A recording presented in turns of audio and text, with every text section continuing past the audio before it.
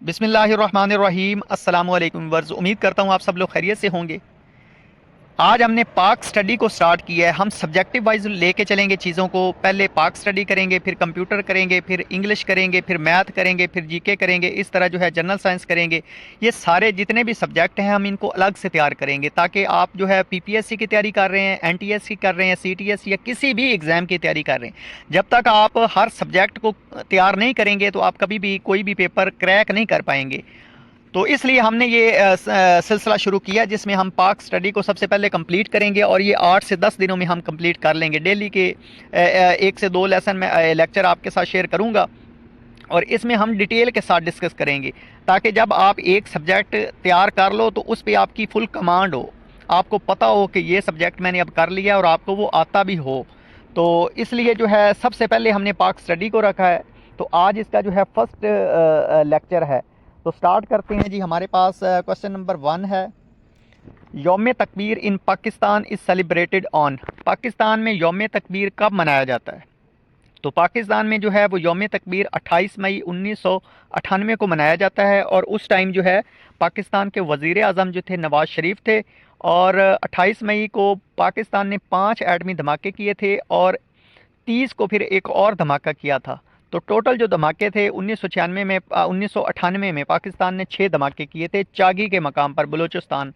तो इसमें हमारे 2-3 सवाल सॉल्व हो गए। एक तो 28 मई को धमाके किए थे और उस टाइम जो है पाकिस्तान के वज़ीर आज़म नवाज़ शरीफ थे और बलूचिस्तान चागी के मकाम पर ये धमाके हुए थे। तो इसी तरह हमारे पास क्वेश्चन नंबर 2 है जी, which was political area of Allama Mohammad Iqbal. तो अल्लामा इकबाल का जो पॉलिटिकल एरिया है वो कौन सा है? तो वो जी पंजाब है, ऑप्शन बी है, क्योंकि जो पॉलिटिकल स्ट्रगल थी उनकी वो पंजाब में ज़्यादा थी। तो इसलिए जो है पंजाब यहाँ पे ऑप्शन ठीक आएगा। तो आगे जो क्वेश्चन हमारे पास है जी, क्वेश्चन नंबर 3, इसमें जी ऑप्शन सी आएगा जी, Bahawalpur was the first state which joint Pakistan on 1947। जब पाकिस्तान वजूद में आया तो सबसे पहले जो है वो कौन सी आज़ाद रियासत थी जिसने पाकिस्तान के साथ इल्हाक किया? तो वो बहावलपुर थी। और इसमें एक और सवाल भी बनता है कि जो जब हिंदुस्तान को डिवाइड किया 2 हिस्सों में, तो उस वक़्त जो है वो एरिया के हिसाब से सबसे जो बड़ी स्टेट थी वो कौन सी थी? तो वो कश्मीर स्टेट है। और इसी तरह अगर पूछा जाए कि आबादी के लिहाज से कौन सी थी, तो वो हैदराबाद दक्कन थी। तो इसमें जी 2-3 सवाल आपके हल हो गए। आगे क्वेश्चन नंबर 4 है हमारे पास। क्वेश्चन नंबर 4 हमारे पास मौजूद है जी, पाकिस्तान के पहले मुअज़्ज़ज़ चीफ जस्टिस कौन थे? Who was the first honourable chief justice of Pakistan. तो पाकिस्तान के जो पहले चीफ जस्टिस थे वो थे जस्टिस अब्दुल रशीद। और इसमें एक और सवाल बनता है कि कायदे आज़म जब गवर्नर जनरल का हलफ उठाया था तो किसने लिया था? तो वो जी जस्टिस अब्दुल रशीद साहब थे, जिन्होंने कायदे आज़म से गवर्नर जनरल का हलफ लिया था। और इसी तरह एक और सवाल भी बनता है कि वज़ीर आज़म जो है पाकिस्तान के पहले कौन थे? तो वो लियाकत अली ख़ान थे, और उनसे जो हलफ लिया था वो कायदे आज़म मोहम्मद अली जिन्ना साहब ने लिया था जी।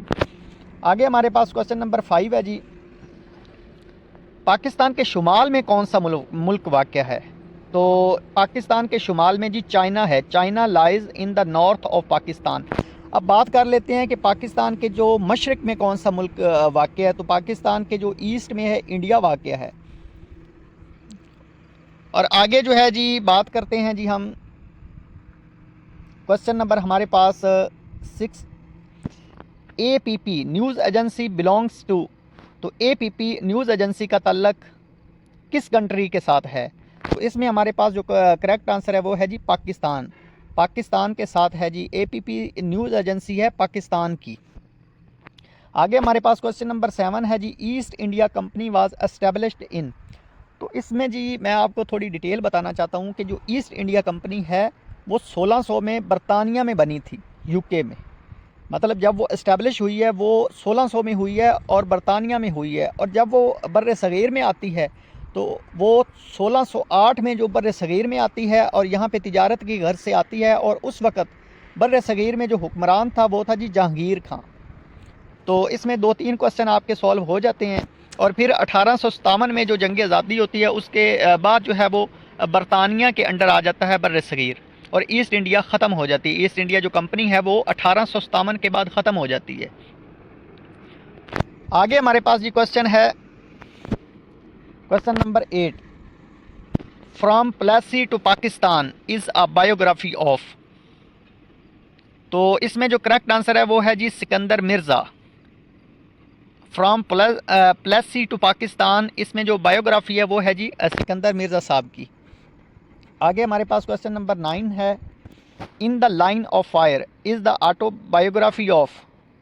तो ये भी एक बुक है, in the line of fire. तो इसमें जो है किसकी बायोग्राफी है, तो इसमें परवेज़ मुशर्रफ साहब की। अब परवेज़ मुशर्रफ साहब के बारे में 2-3 सवाल और बनते हैं, वो भी डिस्कस कर लेते हैं। सबसे पहले जी परवेज़ मुशर्रफ साहब ने जी एमरजेंसी लगाई थी, मार्शल लॉ नहीं था, एमरजेंसी थी, वो 1999 में लगाई थी।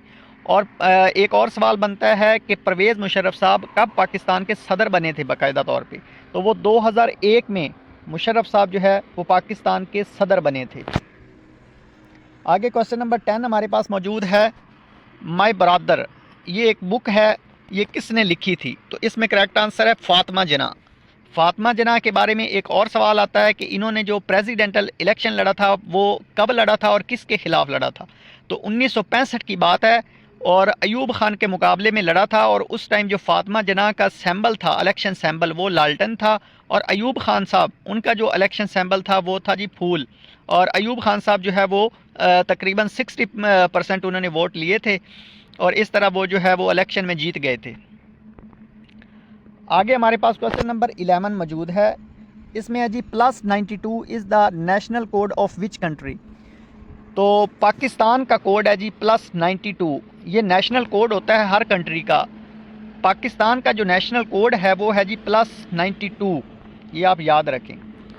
आगे हमारे पास क्वेश्चन नंबर 12 है, 17th attack of Sultan Mahmud Ghazni on India was took place in. Mahmud Ghaznavi, उन्होंने 17 हमले किए थे हिंदुस्तान पर, और वो कब किए थे, वो 1027 में किए थे। इसमें एक और मैं आपको क्वेश्चन बता दूं कि ये क्वेश्चन अक्सर आता है कि बर्र सगीर में मुसलमान हुक्मरान जो मुगलिया ख़ानदान था उसकी बुनियाद किस बादशाह ने रखी थी, तो वो थे जी बाबर। बाबर ने बुनियाद रखी थी 1526 में, मुगलिया ख़ानदान की बुनियाद रखी थी बर्र सगीर में बाबर ने।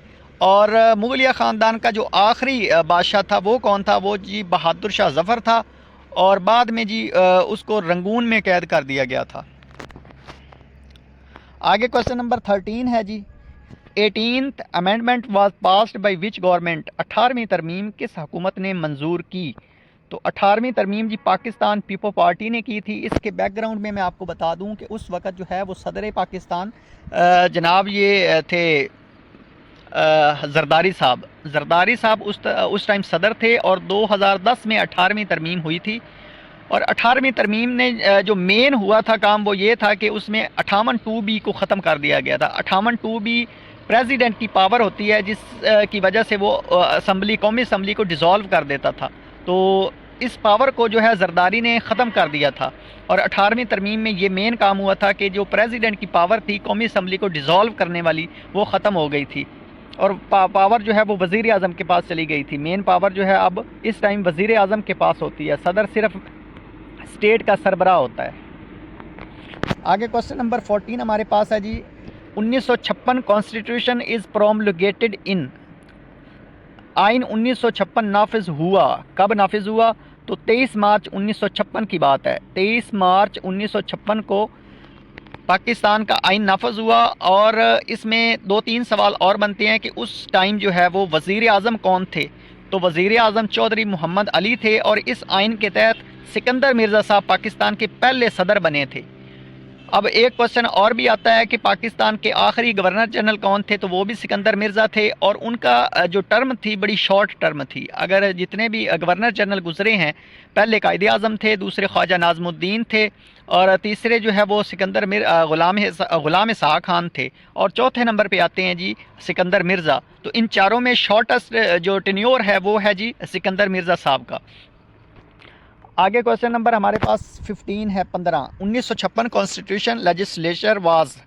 तो इसमें जी करेक्ट आंसर है यूनिकैमरल। तो 1956 के आइन के हवाले से मैं आपको बता दूं कि ये यूनिकैमरल था। यूनिकैमरल और बाइकैमरल में डिफरेंस ये होता है कि यूनिकैमरल में एक होता है ऐवान और बाइकैमरल में दो ऐवान होते हैं। और 1956 का आइन जो है वो यूनिकैमरल था क्योंकि उस वक़्त सेनेट नहीं था, उस वक़्त सिर्फ कौमी असम्बली थी। और 1962 का आइन जो है वो प्रेसिडेंटल था। और इसी तरह 1973 का आइन जो है वो जो 1962 का आइन था वो सदारती निज़ाम था, सॉरी।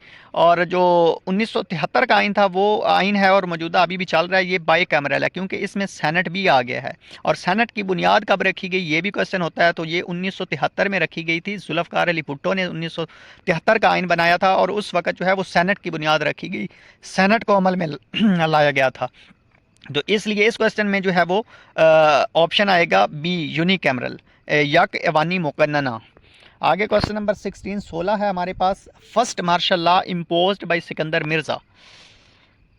सिकंदर मिर्ज़ा ने जो है वो पहला मार्शल लॉ कब लगाया था, तो ये 1958 की बात है। 1958 को सिकंदर मिर्ज़ा ये सदर थे पाकिस्तान के, इन्होंने ख़ुद जो है अपनी ही असम्बली को तोड़ दिया था और इस तरह जो है अयूब ख़ान को चीफ मार्शल लॉ एडमिनिस्ट्रेटर बना दिया था। आगे क्वेश्चन नंबर 17 है हमारे पास। 9 November 1877 in the date of birth of.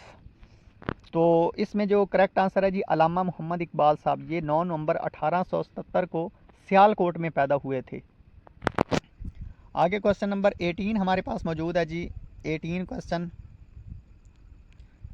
हमारे पास क्वेश्चन है, a famous book neither hawk nor dove is written by Pakistani politician, what is his name. उसका नेम क्या था, तो इसमें करेक्ट आंसर है ए, खुर्शीद कसूरी। खुर्शीद कसूरी साहब जो थे इसमें जी। आगे हमारे पास क्वेश्चन है, क्वेश्चन नंबर 18 हो गया। Question number 19, a London Muslim League delegation headed by Syed Ameer Ali met John Morley the secretary of state for demands including. तो क्या डिमांड थी जी इस डेलीगेशन की, तो सेपरेट इलेक्टोरेट, सेपरेट इलेक्टोरेट की बात की थी। और सैयद अमीर अली जो है इस डेलीगेशन को लीड कर रहे थे। बरतानिया गया था और वहाँ पे सेपरेट इलेक्टोरेट की बात की थी कि मुसलमानों को इलेक्शन का अलग से हक दिया जाए। और इसमें कायदे आज़म साहब ने कहा था कि 1/3 मेजोरिटी दी जाए मुसलमानों को। क्वेश्चन नंबर 20 हमारे पास है जी, a senator is elected in Pakistan for. Senator जो है ये कितने साल के लिए मुंतखब होता है सेनेट में, तो इसमें करेक्ट आंसर है जी 6 ईयर के लिए होता है। इसमें मैं आपको थोड़ा सा इसका बैकग्राउंड बता दूं। एक तो सेनेटर जो है वो सेनेट का वजूद अमल में लाया गया था 1973 के आइन में, और इसमें 6 ईयर के लिए मुंतखब होता है। और हर जो है वो प्रोवेंस, हर सूबे से 23 होते हैं सेनेटर। और पाकिस्तान में जो सेनेट के कुल मेंबरों की तादाद है वो है जी 96 इस टाइम। 23 हर सूबे से होते हैं और जो 4 हैं वो हैं जी इस्लामाबाद कैपिटल के। इस तरह से टोटल जो है वो 96 हो जाते हैं। आगे हमारे पास क्वेश्चन नंबर 21 है, पाकिस्तान के अवान बाला में सेनेटर का इंतखाब कितने साल के लिए होता है, तो ये 6 ईयर के लिए होता है। क्वेश्चन नंबर 22, तारीफ, तारीफ इसका क्या मतलब है जी, इसका मतलब है reduce the volume of trade. आगे क्वेश्चन नंबर 23 है जी, ए यू टर्न, ये जो U turn came in the foreign policy में आया था of Pakistan after the world launched a war against terrorism in. Pakistan की खारजा पॉलिसी जो है इसमें यू टर्न इस वक्त आया जब दुनिया ने दहशत गर्दी के ख़िलाफ़ जंग शुरू की। ये कब की बात है जी, ये 2001 की बात है। उस टाइम जो है परवेज़ मुशर्रफ साहब पाकिस्तान के सदर थे। आगे क्वेश्चन नंबर 24 हमारे पास मौजूद है, a yellow cab scheme was introduced by which prime minister. तो ये जी नवाज़ शरीफ के दौर की बात है। येलो कैप स्कीम जो है नवाज़ शरीफ साहब ने मुतारफ़ करवाई थी और ये 2017 की बात है। 2017 में ये स्कीम, 2016 या 17 की बात है। ये आप कंफर्म करके नीचे कमेंट में इसका आंसर लिखें कि ये कब की बात है, लेकिन ये जो नवाज़ शरीफ के दौर की बात है। दोस्तों ये देखें कि हमने थोड़ा डिटेल के साथ कर रहे हैं और ये हम सीरीज़ जो है पाक स्टडी की, ये हम 8-10 दिनों में मुकम्मल कर लेंगे। ये करने के बाद मैं ये गारंटी देता हूँ कि आपको पाक स्टडी में कोई भी सवाल पूछेगा तो आपको उसके आंसर का पता होगा। मतलब पेपर में कोई भी सवाल आता है पाक स्टडी में तो उसमें 90% चांस है कि इन्हीं सवालों में से आपको आएगा, क्योंकि हमने ये 24 सवाल नहीं किए, इसके साथ हमने 50 सवाल और भी कर लिया है। तो मैं क्योंकि बैकग्राउंड में भी टच करता हूँ ताकि आपको सवाल की हिस्ट्री का भी थोड़ा सा पता हो, या फिर उसके रिलेटेड कोई और सवाल आ जाता है तो फिर आप वहाँ पे वो भी सॉल्व कर सकें। तो इसको हम इसी तरह से डिटेल के साथ करेंगे पाक स्टडी को, इसके बाद कंप्यूटर को करेंगे, फिर जनरल साइंस, फिर मैथ, इंग्लिश, जीके, ये सारी चीज़ें करेंगे और आपको एक ही जगह पे ये तमाम जो है डाटा प्रोवाइड करूँगा इसी चैनल पर, और रेगुलरिटी के साथ करेंगे। अगर आप साथ देंगे तो मैं और दिलचस्पी के साथ ज़्यादा से ज़्यादा कोशिश करूँगा कि डेली की 2-3 वीडियो अपलोड करूँ, ताकि जल्दी से जल्दी आप जो है वो सिलेबस को कवर कर सकें। इसके अलावा आप अपनी कोई राय देना चाहें, आपके माइंड में कोई ऐसी राय हो जो आप देना चाहते हो तो आप नीचे कमेंट करें। इंशाल्लाह आपकी राय की इम्पोर्टेंस होगी और उसको हम तरजीह देंगे, ताकि हमें पता चले कि आप क्या चाहते हैं। क्योंकि कई दफ़ा स्टूडेंट होते हैं, उनके माइंड में बहुत सारे सवालात होते हैं जो वो करना चाहते होते हैं कि सर आप अपनी स्टडी के तरीके को इस तरह से करें, या इसमें इम्प्रूवमेंट हम किस तरह से ला सकते हैं, तो वो अपनी आप राय दे सकते हैं। इंशाल्लाह नेक्स्ट वीडियो में मिलते हैं। दुआ में याद रखना। अल्लाह हाफिज़।